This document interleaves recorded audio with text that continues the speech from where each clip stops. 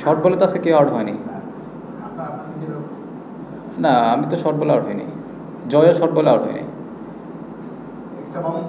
Extra bounce আর short বলের মধ্যে পার্থক্য হচ্ছে আমার কাছে মনে হয় যে জয় যে বলে আউট হয়েছে সেটা আপনার 4 মিটার 5 মিটার থেকে এক্সট্রা বাউন্স করছে, কারণ ওই বোলারই একমাত্র, কারণ ও 6 ফিট কত 6 ফিট 8 7 ফিট মনে হয় অলমোস্ট, তো ও এক্সট্রা বাউন্স পায়।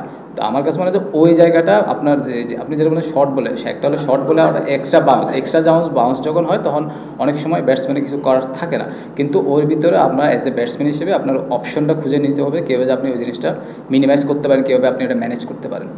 টপ অর্ডার কেন, আমি আমারটাই বলতে পারবো, আমি হয়তো আরেকজনের মনের ভিতরে কী করছে সেটা আমার পক্ষে বলা ডিফিকাল্ট ভাই। আপনি যেটা বললেন যে হ্যাঁ আমরা লাস্ট মানে 2-3 সিরিজ ধরে আমাদের বোলিং ভালো হচ্ছে, কিন্তু আমাদের ব্যাটিংটা ওইভাবে আমরা মানে কনসিস্টেন্টলি ভালো করতে পারছি না, এটাই একটা দায় আমার কাছে মনে হয়। আর প্রথম কোয়েশ্চেনটা কীটা করছিলেন? না না, জিম্বাবুয়ে দেখেন, আপনি যখন ইন্টারন্যাশনাল ম্যাচ খেলবেন আপনার এখানে কোনো টিমকে আপনি মানে লাইট হিসেবে নেওয়ার কিছুই নাই। আপনি লাইট হিসেবে যখনই নেবেন তখন আপনি ক্রস করবেন। আমার কাছে মনে হয় কেউ লাইট হিসেবে নিয়েছে, তো আমার কাছে মনে হয় সবার জন্য একটা নতুন সুযোগ, আর সামনে আমাদের টেস্ট চ্যাম্পিয়নশিপের অংশ আছে। যদি দেখেন আপনি যে লাইট হিসেবে নিতেন তো আপনার যেন উইকেটটা কিন্তু অনেক চ্যালেঞ্জিং, একটু চ্যালেঞ্জ আছে। অন্য অন্য সময় আমরা কী হয়, আমরা ফ্ল্যাট উইকেট তৈরি করি অথবা স্পিন উইকেট তৈরি করি, ওই ইয়াতে আমরা চলে যেতাম। তো আমার কাছে মনে হয় যে আপনি যেটা বলছেন ওইটা আমি গুড কোয়েশ্চেন।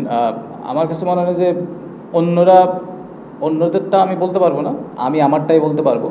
কারণ আমার কাছে মনে হয়, যেটা আমি আগেও বলেছিলাম ইয়ামাইয়ের প্রশ্নে, যে আমি যেহেতু আপনার সিনিয়র প্লেয়ার, আমি যদি এতদিন ধরে খেলছি, আমি সেট ব্যাটসম্যান হিসেবে আমার কাছে মনে হয় যে ওই জায়গাটা আমি আরও লম্বা সময় অথবা 2-3 সেশন ব্যাটিং করলে বেটার হতো, টিমের জন্য ভালো হতো, আমার টিমের জন্য ভালো হতো। তখন আমি কোনোভাবে ওনারা নিয়ে ওরিড না, কারণ এতদিন ধরে ইন্টারন্যাশনাল ক্রিকেট খেলছে, উনি জানে কীভাবে ব্যাক করতে হয় আর কীভাবে রান করতে হয়, এই জিনিসটা জানে।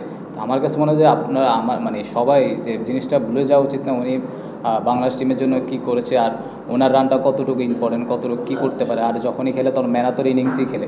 তো আমার কাছে মনে হয় এত তাড়াতাড়ি কোনো জিনিসগুলো উনি যা যা অর্জন করছে বাংলাদেশ টেস্ট ক্রিকেটের জন্য, ওটা কোনোভাবেই আমার কাছে মনে হয় ভুলে যাবে না। আমার কাছে মনে হয় এখন আরও টেস্ট ক্রিকেট নিয়ে আরও ভালো ক্রিকেট খেলতে পারে, কারণ 2 ফর্মেট থেকে যেহেতু অবসর নিয়েছে, এখন একটা ফর্মেটে উনি মনোযোগ দেবে। তো এখন আমার কাছে মনে হয় আরও বেটার, আগে যত ভালো খেলতে টেস্টকে এখন আরও ভালো খেলবে, কারণ একটা ফর্মেট যখন খেলবেন তখন আপনার শুধু একটা লাইনেই আপনি থাকবেন, তখন আপনার পারফর্ম করা ইজি হয়ে যায়। কোচটা হয়তো বলতে পারবো যে ওর কোন জায়গায় সমস্যা। তো লাস্ট ইনিংস যে মানে এই ইনিংসে যতটুকু দেখেছি, আমি নন স্ট্রাইকে ছিলাম, তো আমার কাছে ওকে অনেক কনফিডেন্ট মনে হয়েছিল। আনফর্চুনেট ও যে বলে আউট হয়েছে ওটা হয়তো আপনার আনলাকি ছিল, যেটা আমার কাছে আমার তাই মনে হয়। থ্রু আউট আমি যতক্ষণ ব্যাটিং করছি আমার কাছে ভালোই মনে হয়েছে। আর টেকনিকের ফল যেটা বললেন সেটা হয়তো কোচটা জানবে, আমি তো ভাই ব্যাটিং কোচ না, আমি অত বলা ঠিক।